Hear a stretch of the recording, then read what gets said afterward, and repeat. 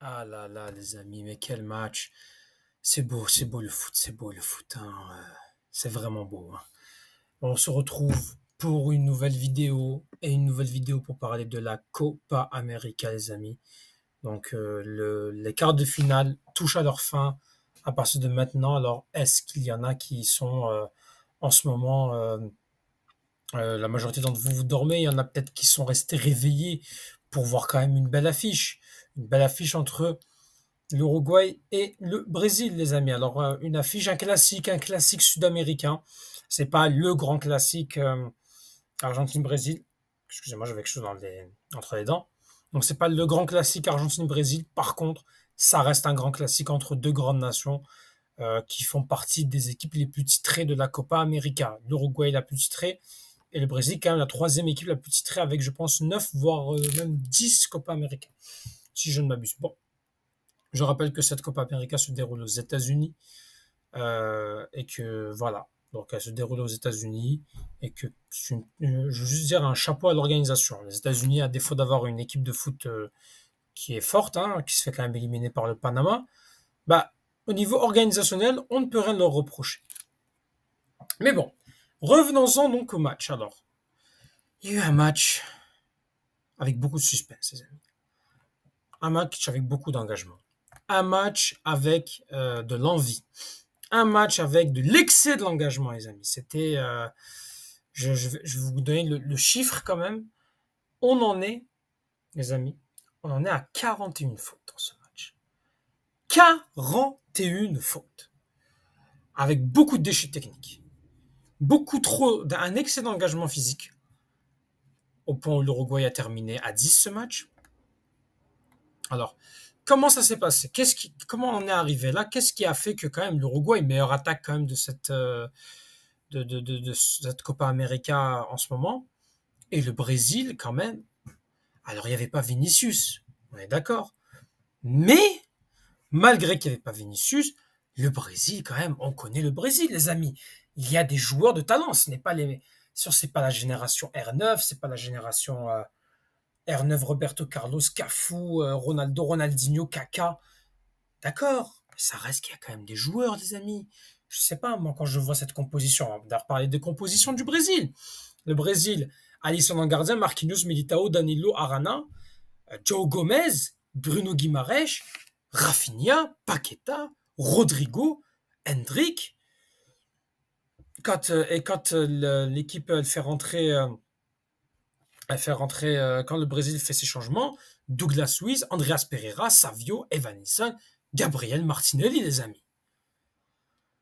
De l'autre côté, on a des. Alors, c'est dans un 4-2-3-1 que le Brésil s'est rencontré. De l'autre côté, 4-2-3-1 aussi également pour l'Uruguay.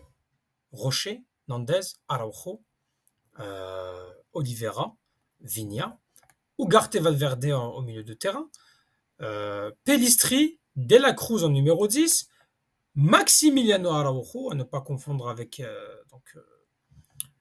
Ronaldo Araujo, et en numéro 9, Darwin Nunez. Donc, ça a été un match où on a vu une équipe d'Uruguay qui voilà, a cherché plus à jouer en transition, à jouer sur de la contre-attaque, pendant qu'une équipe du Brésil qui a essayé, dans une possession vraiment stérile, d'apporter du danger. Or, je ne comprends pas pourquoi ils ont essayé d'avoir de la possession, alors que en attaque placée, il n'y avait rien du tout qui se passait. Par contre, quand le Brésil voulait jouer long, bah, le Brésil y arrivait. Et le problème du Brésil, c'est qu'ils n'ont pas le joueur, les amis. C'est que c'est faible devant. Entre Rafinha, qui rate je ne sais combien d'occasions, c'est terrible pour Rafinha. Rafinha qui se retrouve avec une position de deux face à face. Et Rafinha, il ne va pas être récompensé. Et on peut attribuer cette défaite peut-être à Rafinha, parce qu'il y a des occasions, tu peux pas rater ça. Tu peux pas rater ça. Alors, vous me direz, oui, Darwin Nunez aussi a raté beaucoup d'occasions. Mais surtout, plus globalement, l'Uruguay n'a cadré qu'un seul tir, en 12 tirs. 12 tirs, un seul cadré, pendant que le Brésil, 60% de possession de balle pour seulement 7 tirs, 3 cadrés. Et les 3 cadrés, c'est quand ils jouent long. Sans oublier, à un moment donné, il y a une mauvaise relance de balle, je me rappelle en première mi-temps, mauvaise relance de balle de la défense uruguayenne. Hendrick arrive à reprendre le ballon. Il essaye même pas. Il se retrouve, il veut essayer de repasser à, je pense que c'était Paqueta ou Rodrigo. Mais pourquoi? Mais tente, c'est le moment de tenter, Hendrik, c'était ton moment. Il n'y avait pas Vinicius, c'était à toi de montrer, de prouver dans cette soirée-là, qu'est-ce que tu pouvais faire. Mais bon, le Brésil qui, malheureusement, est éliminé. Pourquoi? Parce que c'était 0-0. Et ce, malgré que pendant quand même 15 minutes, cette équipe du Brésil s'est retrouvée à 11 contre 10 et on n'a rien vu. Et on n'a rien vu. C'est triste. C'est triste pour cette équipe du Brésil. On a l'impression que le Brésil, ces dernières années, ça ne va pas. Et depuis, il y en a qui vous diront, depuis, moi je vous ai souvent dit depuis le 7-1 en 2014, mais on peut remonter à très loin, on peut remonter à depuis 2002. Depuis 2002, vous savez que en compétition directe, le Brésil n'a pas gagné un seul match face à une équipe européenne. Ça commence déjà comme ça la chute. Puis on peut prendre aussi beaucoup d'autres situations. On peut prendre également le fait que bon, ils gagnent des Copa América. Ils ont gagné la Copa América 2007, ils ont gagné la Copa América 2019. Mais que c'est faible. Que c'est faible. Sinon, en Copa América, ils ne gagnent pas ça de 2011. En 2015, ils font un médiocre quart de finale. En 2016, ils s'inclinent au premier tour. Alors, c'est parce que bon, il y a les JO, donc il y a beaucoup de joueurs qui ont dit on choisit les JO et pas la Copa América. Mais c'est faible quand même, c'est faible. Les JO, c'est pas représentatif de quelque chose. Gagner des JO 2 fois d'affilée, c'est représentatif que, comme quand tu as un vivier, le vivier de talent, il y en a. Il y en a, c'est pas aussi talentueux. Mais le problème, c'est que ces joueurs-là, très jeunes, ils sont formés au Brésil, mais ils vont direct en Europe. Après, ils s'adaptent aux jeux européens. Et le problème, c'est que le Brésil essaie de jouer. Il ne joue pas naturel pour moi. Mais en même temps, il n'y a pas de vedette. Parce que c'est ça le problème. Le Brésil, c'est que le jeu à la brésilienne, c'est qu'il y a une vedette qui va faire quelque chose. Or, il n'y a pas de vedette. Alors, il y avait Vinicius au premier tour. Dans la phase de groupe, on a vu que face au Paraguay, bah, voilà, cette équipe du Brésil, il y a quand même du talent, il y a quand même des joueurs, il y a quand même de la qualité. Ça a pu passer face au Paraguay, mais là, on se rend compte que cette équipe du Brésil, alors certes, elle ne perd aucun match, elle ne perd aucun match dans le temps réglementaire, mais c'est 4 matchs, une victoire face au Paraguay, le dernier, un match nul face au Costa Rica où ils avaient été médiocres, un match nul face à la Colombie où ils n'y arrivent pas, sachant que la Colombie était qualifiée quand même, donc bon, la Colombie ne s'est pas forcée. Et un 0-0 face à l'Uruguay. Il y a un gros problème au niveau de l'attaque pour le Brésil. Il y a un gros manque d'efficacité face à des défenses qui sont quand même très très bien regroupées, très difficiles. Et ça ne trompe pas, les amis. Ce Brésil, c'est inquiétant. De l'autre côté, l'Uruguay n'a pas été mieux. Hein. On a vu quand même l'Uruguay bien meilleur lors des 3 derniers matchs qu'ils avaient joués. Ils avaient au moins réussi à marquer. Là, ils ne marquent pas pour la première fois, mais ils étaient à 10. Ils ont tenu, ils se sont dit on va aller au tir au but. Ils ont quand même réussi leur pari. Ils vont en demi-finale. Ils vont rencontrer un adversaire beaucoup plus compliqué.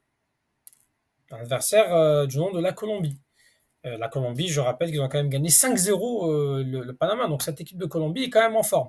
On va peut-être avoir un match quand même intéressant entre la Colombie et l'Uruguay. Et de l'autre côté, ben, ce sont les demi-finales Argentine-Canada. D'ailleurs, ces deux équipes-là se sont qualifiées en allant au tir au but. Donc le Canada qui est allé au tir au but face au Venezuela alors qu'il menait 1-0 pendant quasiment une bonne partie du match. Ça ne les a pas empêchés de se qualifier pour les demi-finales. Bravo à l'équipe du Canada. Et puis l'Argentine qui menait 1-0 pendant aussi la majeure partie du match. Égalisation de l'Équateur à la 90e plus 5.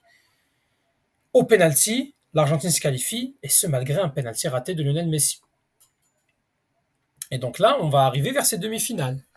Qu'est-ce que pourrait faire donc dans ces demi-finales l'Uruguay, l'Argentine? On se profile vers peut-être une demi-finale Argentine-Uruguay. Mais attention, je pense que le Canada et surtout la Colombie n'ont pas dit leur dernier mot. Parce que la Colombie, je pense qu'elle va vraiment tout faire pour empêcher cette équipe d'Uruguay qui est quand même parmi les favoris. Je les ai mis parmi mes favoris. Il y a quand même 2 de mes favoris qui sont en demi-finale, l'Argentine et l'Uruguay. Est-ce que le Canada et la Colombie vont pouvoir faire des troubles fêtes? Moi, je pense que non. C'est mon avis. Moi, je pense que l'Uruguay et l'Argentine vont, assumer leur statut et vont se retrouver en finale. C'est mon avis. Après, attention, le Canada a quand même son mot à dire. Cette équipe du Canada, elle est quand même très pragmatique. Alors certes, au niveau de l'attaque, elle rate beaucoup, mais cette équipe du Canada, elle peut y arriver si elle arrive à corriger ses boulettes, ses cadeaux qu'elle fait. Je pense qu'elle peut y arriver, qu'elle peut euh, jouer un petit peu les troubles faits face à l'Argentine, un petit peu surprendre cette équipe d'Argentine, qui voilà, elle aussi, c'est pragmatique, ça marque, mais c'est pas suffisant. Ils ont encaissé un seul but, un peu comme l'Uruguay. Donc on a quand même l'Uruguay et l'Argentine qui sont les meilleures défenses. Attention, le Canada, c'est quand même pas mal parce que le Canada, c'était défensivement, ça tient, mais à quel point ça va. On peut voir une surprise, tout comme ça pourrait que l'Argentine assume son statut de favori et qu'ils enclenchent la deuxième pour les demi-finales. Et l'Uruguay et Colombie, bah écoutez, la Colombie a quand même un très très beau parcours. Ils ont quand même pas perdu face au Brésil, donc je pense qu'ils peuvent regarder les yeux dans les yeux de l'Uruguay. Ils ont perdu face au Brésil, ils ont quand même étriqué le Panama 5-0 en quart de finale. Ils ont quand même gagné sans problème tous leurs adversaires. Ils ont gagné facilement l'équipe du Paraguay. Ils ont fait la même chose avec le Costa Rica. Donc à voir. Excusez-moi, moi je pense que l'Argentine et l'Uruguay se qualifieront. Et ça ferait un. Et n'oublie pas, au Copa América, il y a la troisième place. Donc ça ferait une belle troisième place entre le Canada et la Colombie. Donc voilà. N'hésitez pas à dire ce que vous avez pensé. Qu'est-ce que vous avez pensé donc de ce match pour ceux qui ont veillé, hein. Je sais que la majorité d'entre vous, vous vivez en Algérie ou en France, donc il devait être sûrement 3 heures, 4 heures du matin.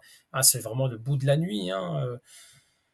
N'hésitez pas à dire ce que vous avez pensé, hein, et abonnez-vous surtout. Laissez un petit pouce bleu. Merci beaucoup à tout le monde pour votre soutien. Merci à tous d'être la meilleure des communautés. Et on s'abonne toujours, on s'abonne, on laisse un petit soutien. Et surtout, on n'oublie pas, vive l'Algérie et allez l'OM. Merci.